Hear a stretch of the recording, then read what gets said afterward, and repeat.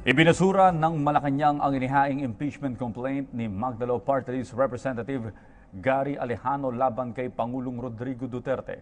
Binigyan diin ni Presidential Spokesperson Ernesto Apella na hindi state-sponsored ang umano'y extrajudicial killing sa bansa. Naniniwala naman si Chief Presidential Legal Counsel Salvador Panelo na black propaganda lamang ito laban sa Administrasyong Duterte. Mula sa Palasyo ng Malacanang, may report ang aming kasamang si Rocky Ignacio. Hindi natinag ang Malacanang sa reklamong impeachment sa Kongreso laban kay Pangulong Rodrigo Duterte.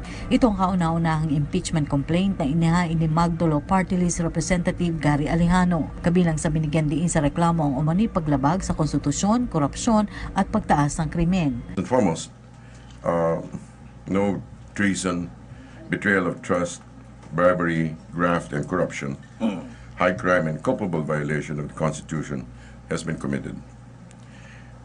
We reiterate that the so-called extrajudicial are not state-sponsored, and the President has made sure that he will not turn a blind eye to all uniformed personnel who violate and abuse their power. Itinuring naman ni Presidential Chief Legal Counsel Salvador Panelo na black propaganda at walang basihan na naturang reklamo. Tiwala rin ito na hindi uusad ang kasong impeachment sa Pangulo. The impeachment complaint is utterly baseless. There being no basis in fact nor in law. It's intended as a black propaganda against the President in regard to his integrity. Talaga namang walang base-base yung demanda. Bagamat handa ang Pangulo na harapin ang reklamo, naniniwala ang palasyo na bahagi pa rin ito ng malawakang destabilization plot laban sa liderato. No one is truly above the law, not even the President, but the administration upholds due process and is ready for the consequences of his actions that takes consideration above all the interests of the Filipino people. However, having said that, it does seem like part of a larger scheme of things. Nauna nang ibinunyag ni Pangulong Duterte ang destabilization plan laban sa kanyang pamunuan. Hindi naman cause of concern na natataranta ang mga tao. Nakikita lang, napapansin. Naniniwala ang Administrasyong Duterte na latak na umano ang mga impormasyong ginagamit laban sa Pangulo. They're trying to make, at this stage it looks like they're scraping the bottom of the barrel, Pagtiyak pa ng palasyo, irirespeto ng Pangulo ang pagiging independent ng Kongreso kasama ng kanyang mga akalyado. The President always allows his allies, so-called, to act independently of him. He has never manipulated in that sense, the way political intrigues are usually sown. No. He is an extremely democratic. Whatever the noise is about the way he makes his choice, he acts, he's always respected the independence of his so-called colleagues. Hindi naman direct na tinukoy ng palasyo kung ang video message ni Vice President Leni Robredo sa annual meeting ng Commission on Narcotic Drugs ay bahagi ng planong pagpapatalsik sa Administrasyong Duterte. Ang mahalagaan niya nakatuon ng Pangulo sa pagpapabuti ng Estado ng Pilipinas. Para sa PTV News, Rocky Ignacio. Naniniwala si House Speaker Pantaleon Alvarez na may kinalaman si Vice President Leni Robredo sa inihaing impeachment complaint laban kay Pangulong Duterte. Mariin itong itinanggi ng kampo ng Vice Presidente. Paniwala ni House Speaker Pantaleon Alvarez, posibleng bahagi ang inihaing impeachment complaint laban kay Pangulong Duterte sa plano umanong iluklok sa pwesto si Vice President Leni Robredo. Anything is possible, Kasi nga, merong isang babae dyan na nagmamadali, gustong pumalit sa ating Pangulo. Pwede po na merong destabilization. Pinatutungkalan niyo po ay si Vice President Robredo po. Si Leni Robredo. Pangunahing basihan ni Alvarez sa kanyang pahayag ang video message ng Vice Presidente na ipapalabas daw sa United Nations kaugnay ng umano'y extrajudicial killing sa bansa. Sabi pa ni Alvarez, natatakot daw si Robredo na hindi manalo sa electoral protest na inihain ng katunggali sa pagka-Vice Presidente nung nakaraang taon na si Bongbong Marcos. Maliwanag na maliwanag po. Nakita mo naman po natin na kahit na doon sa United Nations ay nagpadala pa siya ng tape, na sinasabi niya na yung mga reklamo dito sa Pilipinas daw, malamang natatakot siya na pag binilang yung resulta nung eleksyon ay talagang hindi iaabot dahil alam naman niya na hindi totoong talagang nanalo siya. Mariin namang itinanggi ng kampo ni Robredo ang akusasyon. Wala pong kinalaman si VP dito at sa totoo lang hindi pa po niya talaga nakikita kung ano itong complaint na pinag-uusapan. Sa palagay naman ni Chief Presidential Legal Counsel Salvador Panelo, isang black propaganda raw ang paghahain ng impeachment complaint laban sa Pangulo. Palagi ko ibabasura lang nila yan. But it will not stop them from filing.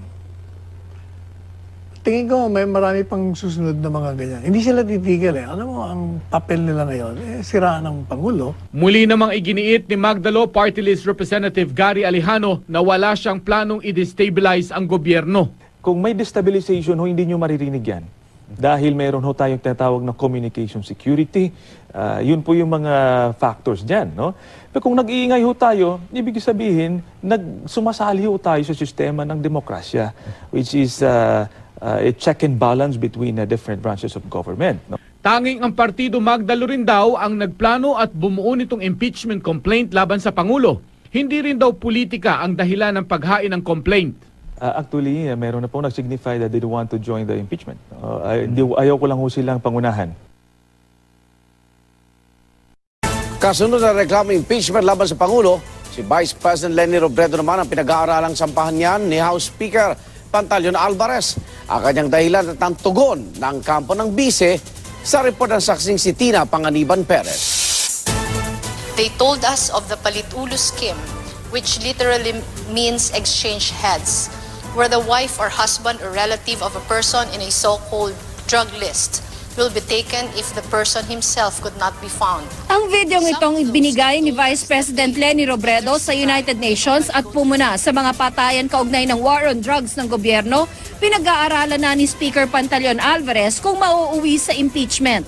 Pinag-aaralan ko yung kanyang pagpapadala ng video na pinapalabas ngayon sa United Nations kung ito ba ay betrayal of public trust. Iniugnay rin ni Alvarez ang pagsusumbong ni Robredo sa United Nations sa impeachment complaint na inihain laban kay Pangulong Rodrigo Duterte ni Magdalo Party List Representative Gary Alejano. Para sa akin, yung pananaw ko, ito ay parang orchestrated, no? Yung moves. Parang merong grand design na yun nga, patalsikin yung ating Pangulo.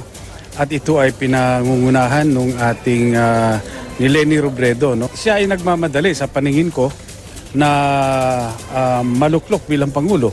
Dahil nga dito sa nabinbin na petisyon, baka pupayagan ng Supreme Court na bilangin yung resulta ng nakaraang halalan.